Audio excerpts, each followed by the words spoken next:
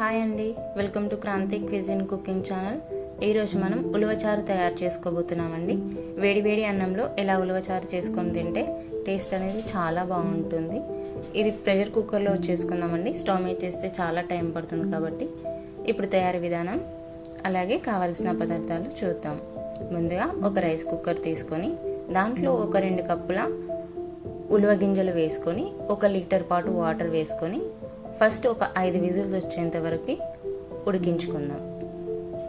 5 whistles వచ్చిన తర్వాత మూత తీసుకొని దీంట్లో ఒక 1/2 టీ స్పూన్ సాల్ట్ అలాగే మళ్ళీ ఒక 1/2 లీటర్ వాటర్ వేసేసుకొని మరో 5 విజిల్స్ వచ్చేంత వరకు ఉడికించుకుందాం. ఇలా 5 విజిల్స్ వచ్చిన తర్వాత మూత తీసేసుకొని ఒకసారి కలుపుకుందాం. చూసారు కదా, ఈ ఉలవలు అనేవి చక్కగా ఉడికిపోయాయి. ఇప్పుడు ఉలవలు ఒక గిన్నెలోకి అలాగే వాటిలో ఉన్న వాటర్ ఒక గిన్నెలోకి సపరేట్గా తీసి పెట్టుకుందాం. అలాగే ఆనియన్స్, టమాటాలు, పచ్చిమిరపకాయలు సన్నగా కట్ చేసి పెట్టుకొని ఇప్పుడు స్టవ్ పై ఒక కడాయి పెట్టేసుకొని దాంట్లో ఒక 8 టీ స్పూన్ల ఆయిల్ వేసుకొని జీరా, ఆవాలు, ఎండుమిరపకాయలు వేసుకొని అవి రంగు మారేంత వరకు వేయించుకోవాలి. ఇప్పుడు మనం సన్నగా కట్ చేసి పెట్టుకున్న టమాటాలు, ఆనియన్స్ అలాగే పచ్చిమిరపకాయలు వేసుకోవాలి. ఒకసారి కలిసేలా కలిపేసుకొని ఒక 2 నిమిషాల పాటు ఉడికించుకోవాలి.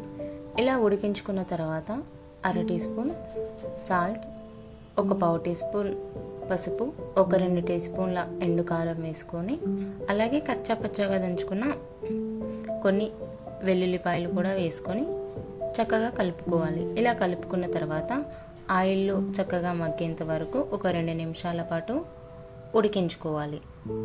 ఇప్పుడు మనం ముందుగా ఉడికించి పెట్టి తీసుకున్న ఉలవచారు వేసుకొని చక్కగా ఒకసారి కలిపేసుకొని దీంట్లో నేను కాస్త చింతపండు రసం వేస్తున్నానండి.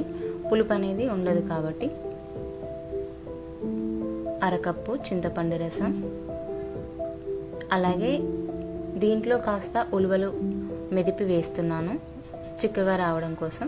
ఇష్టం ఉంటే వేసుకోండి, లేకపోతే వదిలేసేయండి, వేస్తే బాగుంటుంది. ఇప్పుడు దీంట్లో ఒక 1 టీ స్పూన్ ధనియా పొడి, ఒక 1/2 టీ స్పూన్ గరం మసాలా వేసుకొని ఒక 5-6 నిమిషాల పాటు చక్కగా ఉడికించుకోవాలి. గ్యాస్ లో మీడియం ఫ్లేమ్లో పెట్టేసుకొని ఇలా ఉడికించుకున్న తర్వాత మూత తీసుకొని ఫ్రెష్గా ఉన్న కొత్తిమీర అలాగే పుదీనా ఆకులు వేసుకొని ఒకసారి కలిపేసుకుంటే వేడివేడిగా మన ఉలవచారు రెడీ అయిపోయిందండి. చూసారు కదా, ఎంతో సింపుల్గా ఉలవచారు రెడీ అయిపోయింది.